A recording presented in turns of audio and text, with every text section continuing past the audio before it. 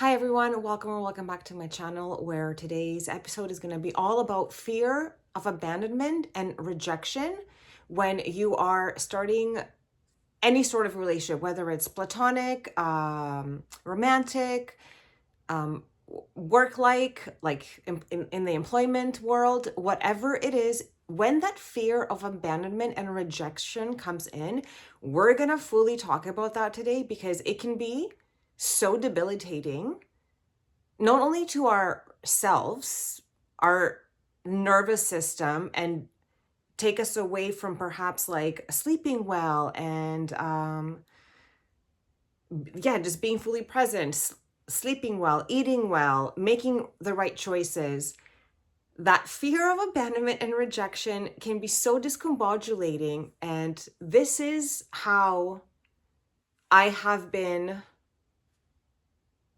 taught and or shown to deal with it so then it doesn't dysregulate us from living literally our best life, right? So this channel, this podcast, this YouTube video is dedicated to me, Anna Morphides, sharing information on living our best life, because when we have fear and abandonment kick in of rejection, we're not living our best life, and most likely we're living in a discombobulated life. I have felt this fear so strongly this week of abandonment and rejection.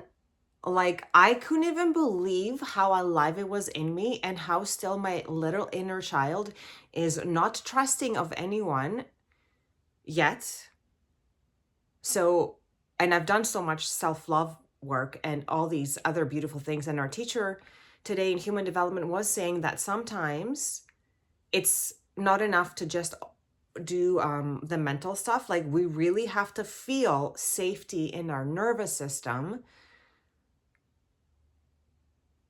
And then that safety can be felt by, it doesn't have to be like a romantic lover. That safety can be felt by a counselor, a therapist, a teacher, a friend, at least someone that you can be in their presence where your nervous system feels like calm, not fight or flight or fawn, just calm, centered, protected. Everything's working out. Everything is always happening for me. I am that I am, just centered and focused.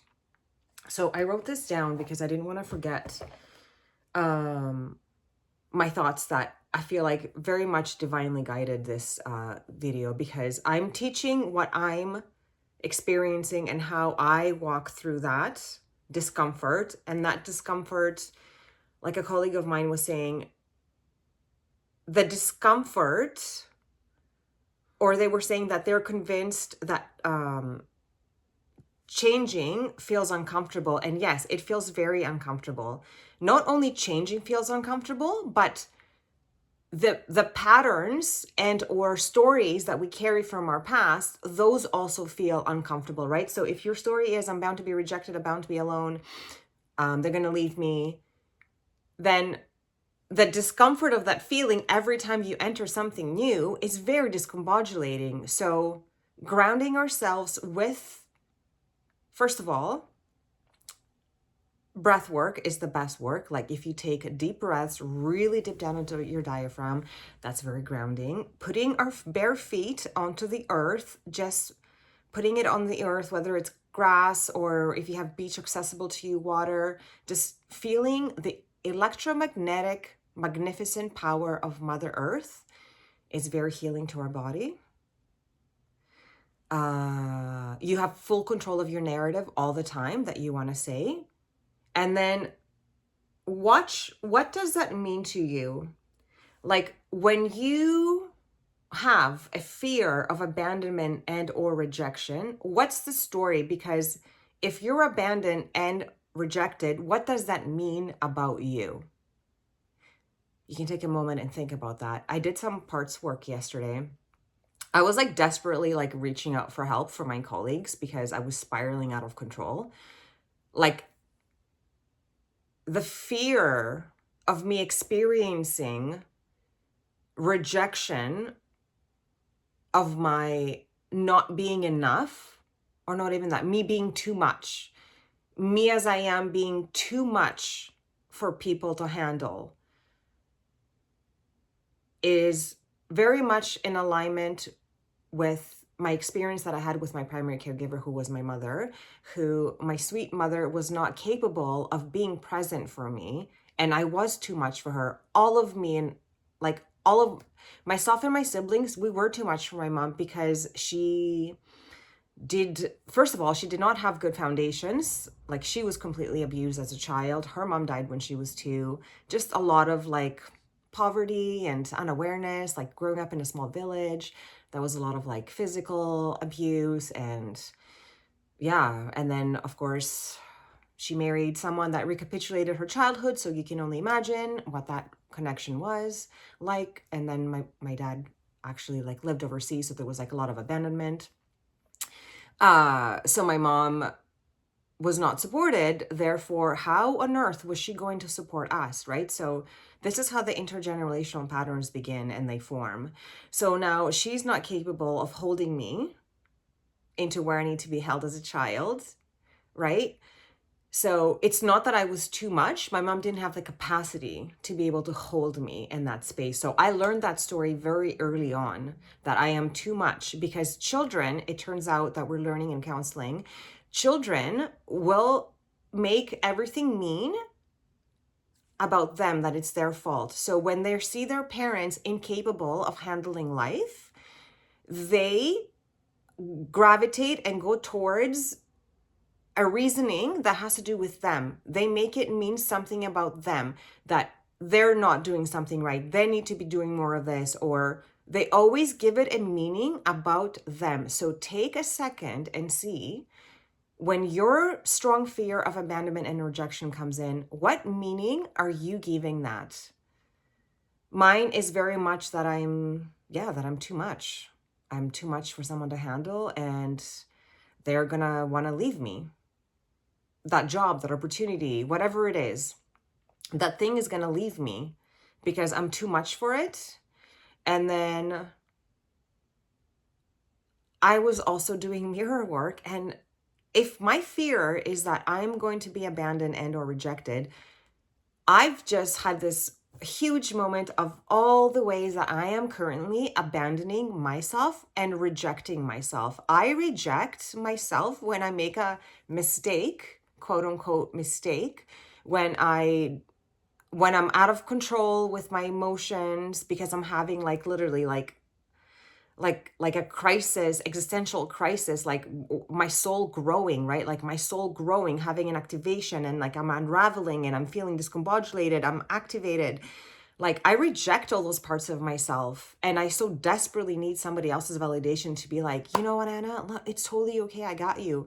But it's like, no, I have to be able to do that for myself. I need to be like, Anna, I got you, because I accept all those parts of yourself. Because when I go there, I want to say things like, oh my God, you're so crazy, and this is ridiculous, what is wrong with you?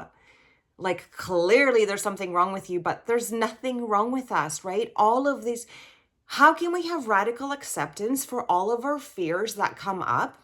And like, oh my God, my favorite spiritual auntie today was saying, fear is excitement to be let go of.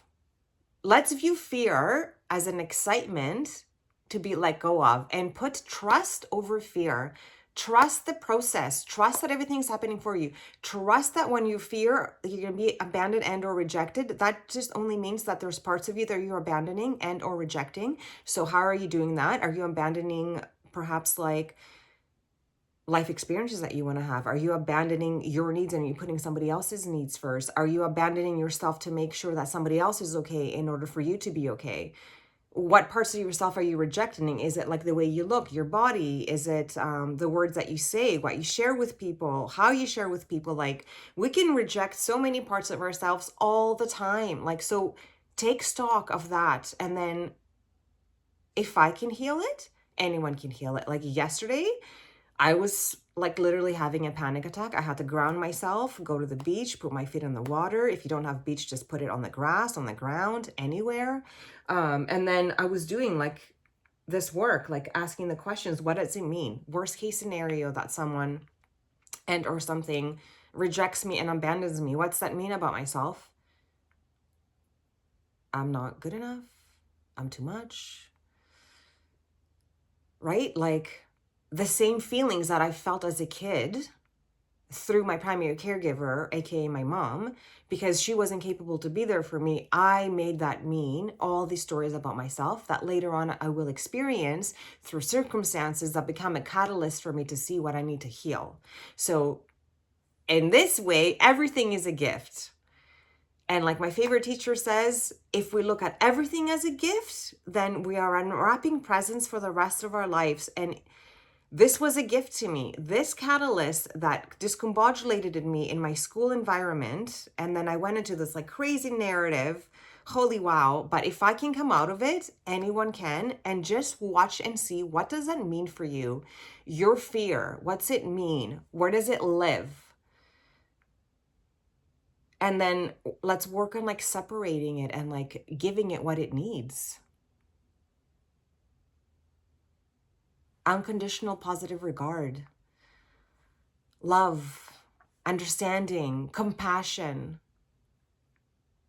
right? All of these things that we want to experience from the outside world, whether it is like us applying for a new job or embarking on a new relationship, a new friendship, perhaps like moving somewhere, like the fear, aka excitement, to finally have trust over fear that everything is always working out, everything is happening for a reason. We're going to be okay. We don't need to be our anxiety. Our anxiety is a part of us. Our fear of abandonment and rejection is a part of us, and that is okay.